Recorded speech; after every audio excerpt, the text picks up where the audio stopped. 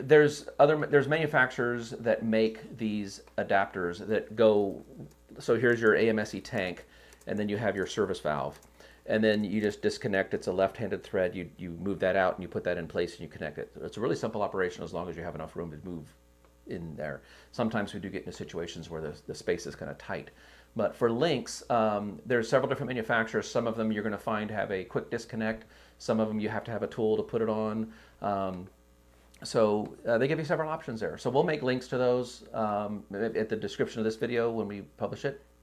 If you really want to be technical, there is a way to transfer it from, like if you have two DOT barbecue cylinders, there is a way to transfer it from a tank to a tank without any of this. You do need to have some devices for that. If you want to know more information on how to do that procedure, the NFPA 1192 Chapter 5 does have a section in it on how to transfer propane from one tank to another tank. I'm not going to get into that here. I've not done it myself, but the information is in there. If you really want to get the propane out of one tank to another tank, it's in the NFPA 1192. Walks you through the procedure on how to do that.